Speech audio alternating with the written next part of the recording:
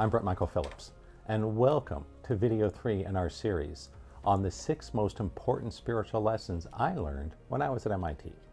So the lesson for today is a really interesting one, because this is not something I learned from a class or a textbook or a professor. I actually learned this in Taekwondo class, and it was from my teacher, Steve. And yeah, if you've seen my other videos, the same one I talked about the other day when I was talking about the MIT Blackjack Club. He had been a member. And I remember talking to him one day about going to a tournament and trying some of my new techniques and breaking boards and bricks. And I said, hey Steve, can you please tell me how much I can do? I want to do something awesome, but I also don't want to hurt myself. The advice he gave me was this, and this is our lesson here. If you don't do anything really stupid, you probably won't get hurt. So that's pretty straightforward, right?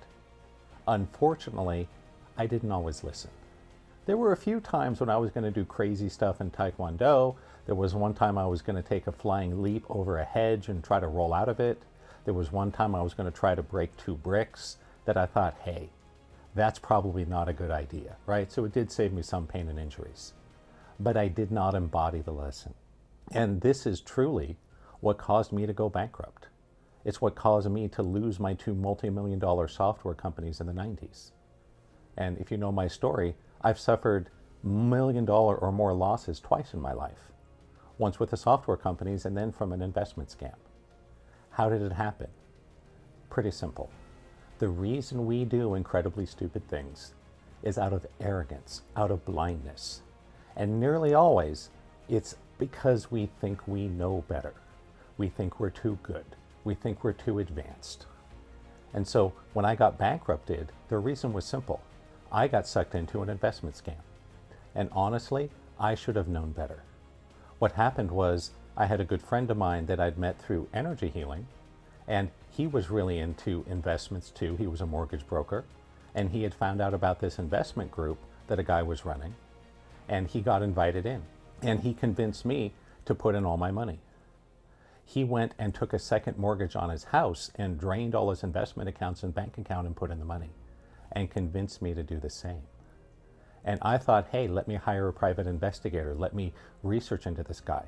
And he talked me out of it. Instead, he said, Brent, let's just muscle test it. So what does that have to do with this? Well, here's the thing. The reason I got scammed, the reason I lost everything and went bankrupt just ahead of my 40th birthday was simple. I thought I knew better. I thought I was too smart. I thought that I was too educated, that I couldn't fall for that kind of thing. I was wrong. All of us have blind spots. All of us get blinded by our internal mythology.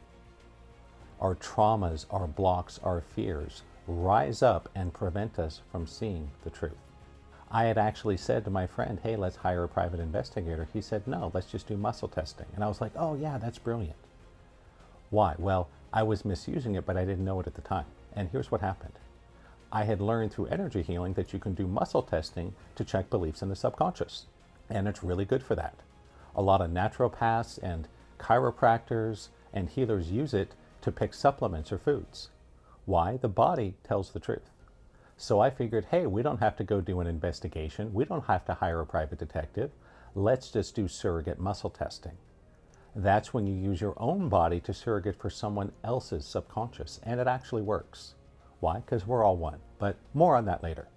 So long story short, we got together, and I ran a bunch of muscle tests on him and convinced myself that this was a real investment opportunity. It wasn't a scam. Then we did a bunch of surrogate testing on the guy running the investment group, and all the results came back telling us this was legitimate, this was real. But it was wrong. Why? Here's what we missed. Muscle testing will only tell you what someone's beliefs are.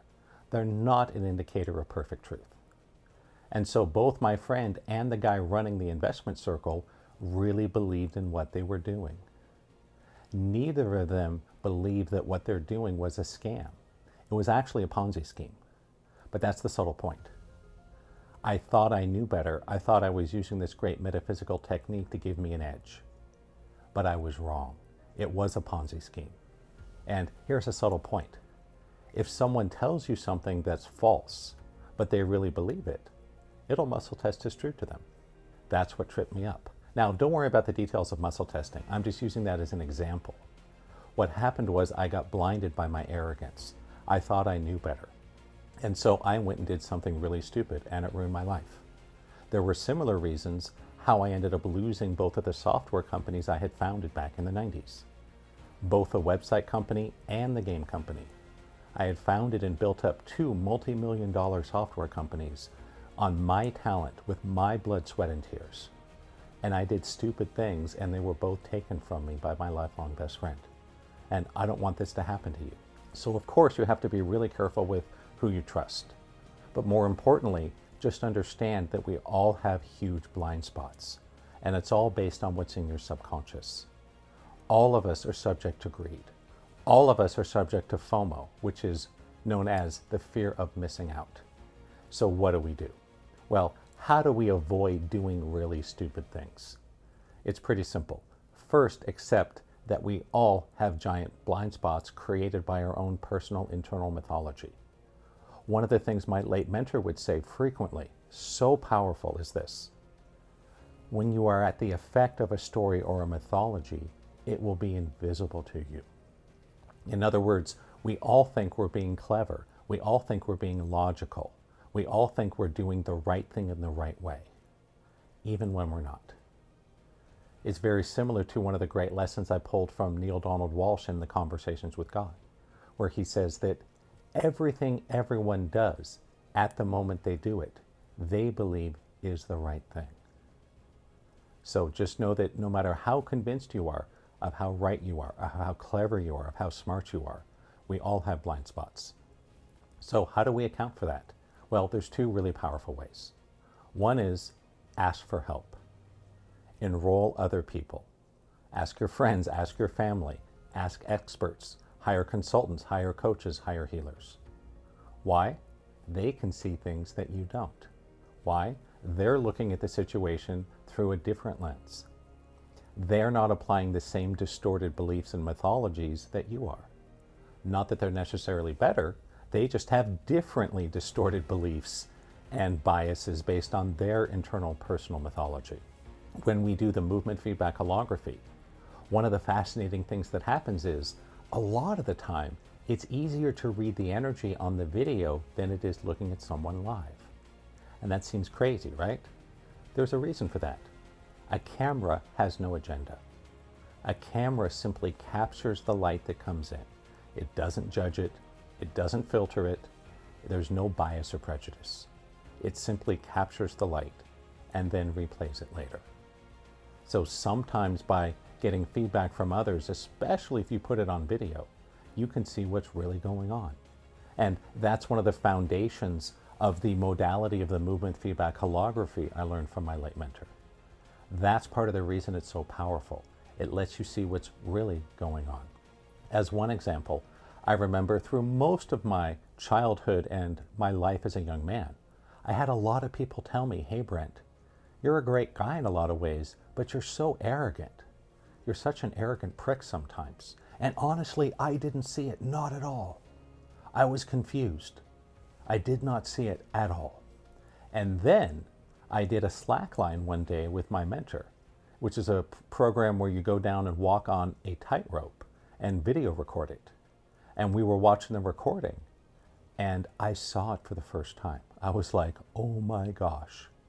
I had this incredibly arrogant look on my face. I wanted to reach out and punch myself in the face on the video. And I got it. Why? I had an objective perspective. I had people tell me it was there, and then engage in a process where I could see it for myself.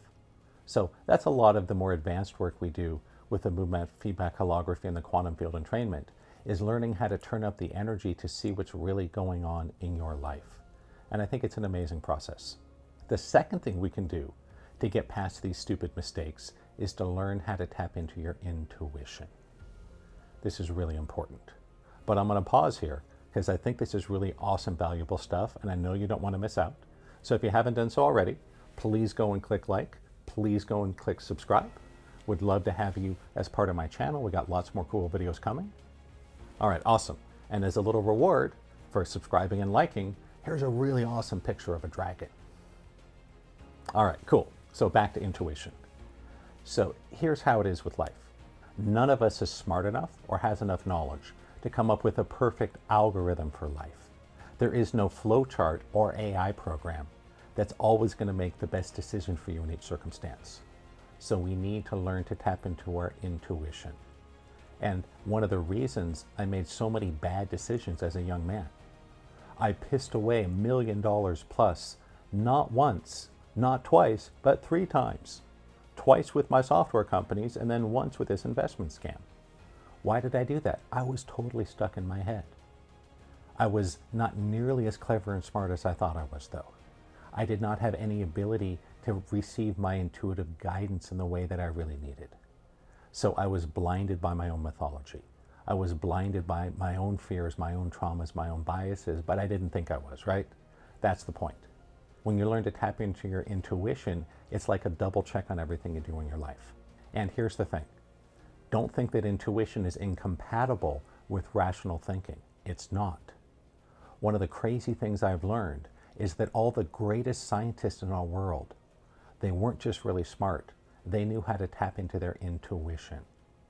So for every scientist you've heard of, Tesla, Newton, Einstein, etc., there's thousands or millions you've never heard of. Now, those people you haven't heard of, they're not necessarily dumb, they're not lazy, but they haven't combined their rational mind with their intuition. That's what makes even a scientist great, is this combination of rational thought and intuition. This is similar to what I talked about in an earlier video in this series on balance. We got to get both sides of the brain working, people, if you really want to surge ahead in life. So you have to tap into that intuition. And I remember looking back on my life when I was learning energy healing and realizing, okay, the reason I did so well in school and accomplished so much in engineering wasn't just because I was really smart or worked hard. It's because I had some intuitive connection to the laws of the universe, that I had this ability to look at something and have a sense of how to make it work, how to build it. And it's funny, when I had my software companies back in the 90s, I actually had a reputation as being brilliant with software and design and the engineering, but I was a bad manager. Why? Because people would come to me, my employees, with problems and go, hey Brent, how do I solve this? And I get annoyed with them. I'm like, what's wrong with you? How do you not just know how to solve this? I'm like, you do this, this, and this. Here's a book. And that ticked people off. So here's the thing. We all need to develop that intuition. And we all have a natural talent for it in one area of life. Mine is around engineering the laws of the universe. But I did not know how to tap into it in terms of reading people, in terms of reading energy, a feeling if something was good or bad for me. And we need to do this. And some of you may be the opposite. You may have great intuition around people, but terrible intuition around electronics or mechanics or engineering or technical stuff. Just know you can learn to develop this for all areas of your life. If you'd like to go a little deeper, I got a free spiritual power quiz assessment you can go to on my website. And once you've done the assessment, I'll mail you some detailed results, as well as giving you an invitation to one of my live events, where I will come online and work with you live so you can experience some of this for yourself. Learn what the quantum field entrainment is, learn about the movement feedback holography, and really start to move your life forward. So that's all I got to say for today. Please take this lesson seriously. It seems so simple, but this is life-changing. This could prevent you from making life-wrecking mistakes. If you don't do anything really stupid, you probably won't get hurt. I'm Brent Michael Phillips, signing off for now, and I hope to see you very soon, again on YouTube, or maybe in one of my live events. Until then, take care and namaste.